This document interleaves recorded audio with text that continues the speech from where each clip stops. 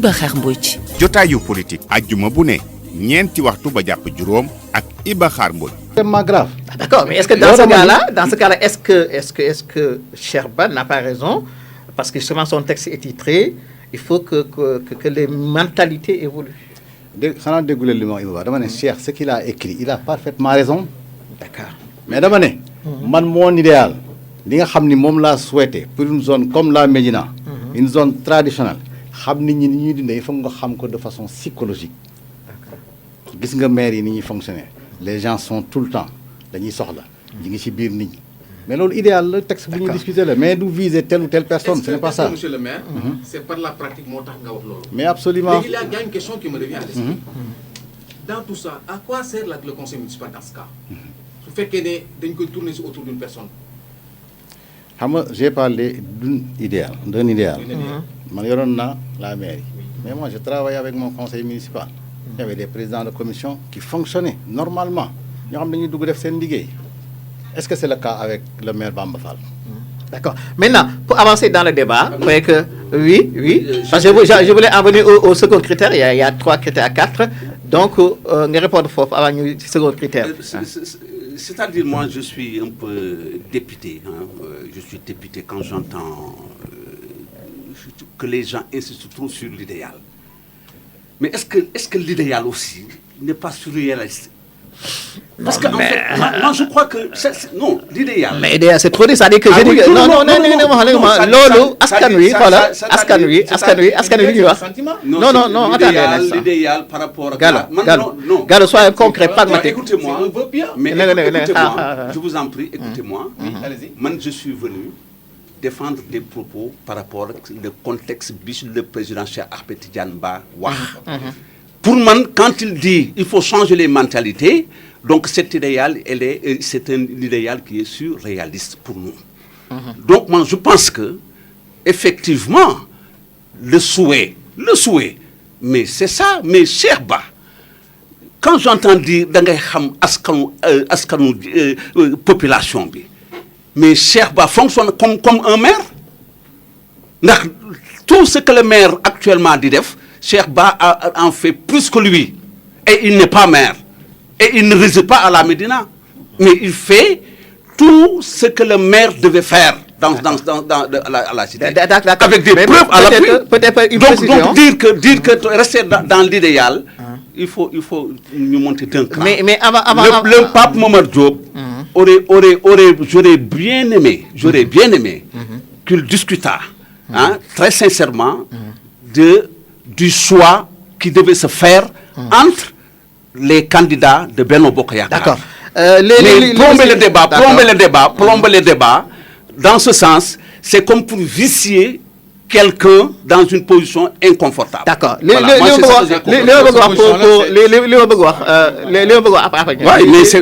moi je m'engage, c'est mon propos. On s'écoute. Je suis là pour lui rendre service. S'il vous plaît, on s'écoute. Je dis que c'est un débat, on est là, que chacun tu as tes idées. D'accord. Mais c'est parce que monsieur le maire, nous gëmloo li nga wax. D'accord. Maintenant on s'écoute. Man li nga wax leneen laa si gëm. D'accord. Non, attendez un instant. Attendez.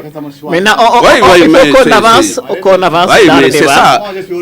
Mais oui, non mais nous ne sommes pas dans une compétition malsaine. Je suis parfaitement d'accord. Le débat est en train de polluer. Oui, mais d'accord. Attendez, on s'écoute. Non, il faut qu'on s'écoute. C'est ça. Maintenant Ousmane léegi lu gàtt nga lu gàtt waaw.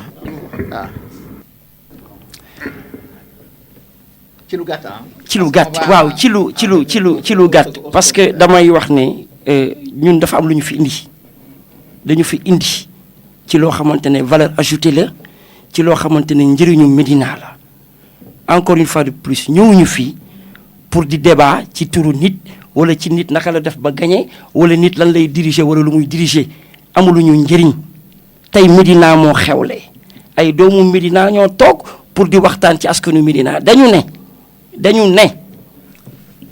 les textes c'est une chose la réalité en est en autre Médina juróom benni penc la ay pencu lébu la ñu am un modèle de vie am nu ñuy dundee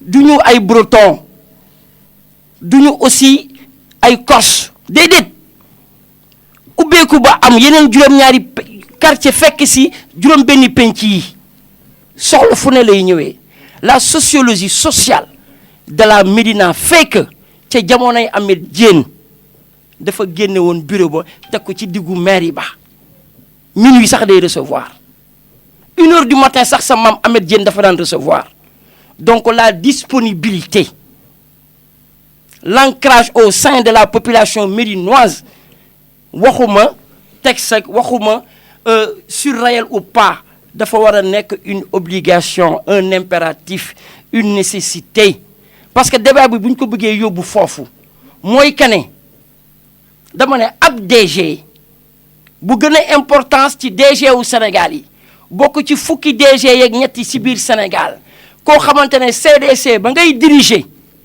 amoo jotam parce que yaa ngeeg entre 3-4 avions mënoo am jotu Médina. Ousmane, on va introduire parce que justement moom dafa anticiper sur le second critère. Effectivement. Le critère de la disponibilité. Et justement dama lay bàyyi. Coly nga introduire ci affaire bi dañu dégg aussi ne conflit d'intérêt sax ñi ngi ko ciy wax parce que man su may jàpp xëy na yenn critères yi c'est moo gën a c'est beaucoup plus subjectif mais bii situation bu objectif la. On dit il y a l'actuel maire bu ne pratiquement conflit d'intérêt day am parce que CDC mooy denc xaalis yi. D'accord mais Coly balaa Pape Momar di ñëw ci conflit d'intérêt bi. Oui. Dañuy permettre à Gallo de façon très très vraiment concise mu trancher li ñu gros mandat nii mënul boole son statut de DG avec maire muy problème compatibilité. Incompatibilité. Je crois que loolu on en est pas au conflit d'intérêt mais loolu leer na nañu mu ngi ko trancher.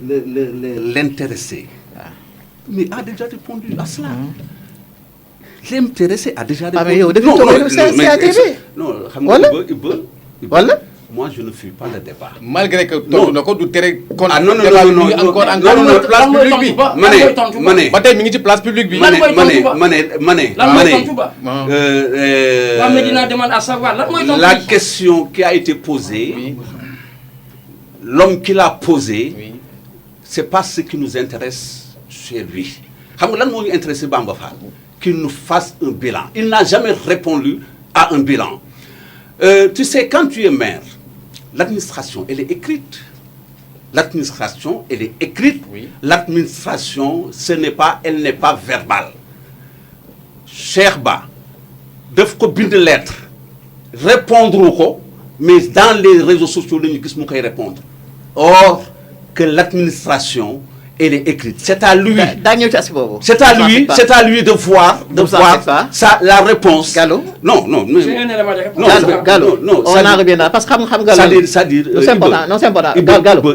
Quand on gère un débat, il y a un canevas. Mais je vous promets que on reviendra sur cet aspect. On va l'évoquer. Voilà, mais xam nga Cheikh Ba li mu ko wax. Nous sommes dans un pays de règlements et de lois. D'accord. S'il estime que le président Cheikh Ba n'est pas apte à recevoir tout cela en tant que DG, mais il y a les moyens, il n'a qu'à écrire. Je réponds. Et les avocats, et les avocats sont là. Mais ñu jox doyen ba pare. Et puis vous dites. Attendez, non. Xam nga la transition bi ñu leen di wax. Tout c'est visé pour Cheikh Ba, vers Cheikh Ba. Parce que li Bamba Fall wax la ñu indi teg. D'accord. li Pape Momar Diop la ñu indi teg donc ce qui fait que. Si tu fais la relation. nga def un recoupement. Tout est visé pour Cheikh Ba. léegi Pape Momar joxe Pape Momar. Je crois que non Pape Momar d'abord il ne faut pas comment dirais-je c'est pas un duel entre vous deux. li ma bëgg wax moo d'abord la question de la comptabilité a été tranchée par le texte pas de problème.